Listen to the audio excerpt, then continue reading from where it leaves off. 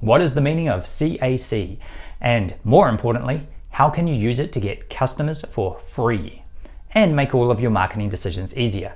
This is probably one of the most important numbers in your business, yet your accountant probably doesn't talk about it. If you're new here, I'm Craig Dewe. I've been growing businesses for 26 years, and I estimate my work has generated over $100 million in sales. CAC stands for Customer Acquisition Cost for a product-based business, or Client Acquisition Cost for a service-based business. In this video, I'll talk about the product-based business. However, the logic and the calculations are exactly the same no matter what type of business you have. Your customer acquisition cost is how much you spend on sales and marketing to get a new customer. How to calculate CAC. So there's a simple formula and a complicated one. We'll go over both, but the simple one is used more often, and that's the one you need to remember.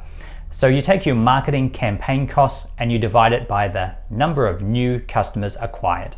So if you spend $1,000 on a Facebook ads campaign and you got 40 new customers, you'd divide $1,000 by 40, which would give you a customer acquisition cost of $25. That means you spent $25 once to get one customer and $25 40 times to get all 40 customers. In the complicated formula, we're looking at the business as a whole. And so we take the marketing campaign costs for everything that you're spending on marketing, your Google ads and Facebook ads and everything else. Then you add on your overhead, so your sales and marketing team wages.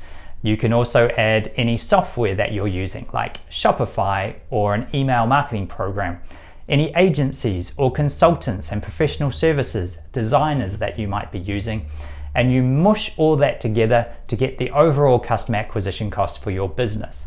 Personally, I don't find that as a very useful formula, and some people use it, so now you know it exists. But let's move on to how to use your customer acquisition cost to get customers for free. In the Facebook ads example above, let's say that one customer that bought something made us $50 in revenue. And so gross profit on that was $25. Our customer acquisition cost was $25, and so we made back $25 in gross profit, so they cancel each other out. That's what we call breaking even on customer acquisition, or getting customers for free. And so where do we make our profit? On the lifetime gross profit of that customer. So once that customer is acquired, they're going to keep buying from us, hopefully. Let's say that they're not a very good customer, or we're not a very good business and we haven't helped them very well, and they're only going to buy 2 more times. And we make $25 of gross profit from each of those purchases. So in total, there was the initial purchase for $25 and then $25, $25. So we've made $75 in gross profit in total.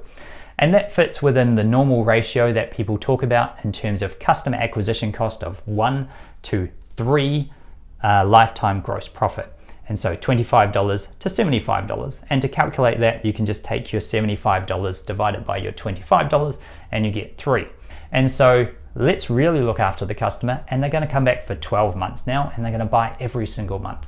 So we have 12 purchases, we make $25 each time. That's $300 in gross profit from that customer.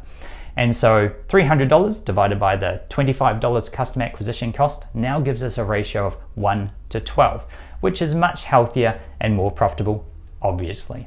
Now we know how to get customers for free, because we're taking this $25, we're sending it out, and it's coming back to us like a boomerang with a customer attached. And then that customer is going to give us profit over the lifetime of the relationship.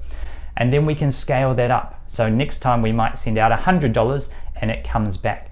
Think about it as having a golden retriever for your business. You throw $100 out there, the golden retriever goes and gets it, but it also collects a whole bunch of customers because they think it's a really cute dog, so they follow it back. You pick up your $100, the customers start buying other things from you, and then you can throw out your $100 again. Then $1,000, then $10,000, then $100,000, and the $100,000 comes back, and you get obviously a lot of customers for that. And so this is why we can detach the marketing activities that we make from the budget so much, so you're no longer restricted in terms of a marketing budget. Say 5% of your total revenue is your marketing budget. If you're gonna spend $25 and get it back each time, suddenly you can spend as much as you want, and it's other restrictions that are going to stop you, like the cash flow or the amount of product you have or the number of customers that you can acquire for $25 Eventually it might go up to $30 and now you're going to lose $5 each time. So you might want to stop doing that, or figure out the economics of your business to make that work, or look for other customer acquisition channels where your $25 still works. And so now you know what CAC stands for, customer acquisition cost, how to calculate it, and how to use it to get customers for free in your business.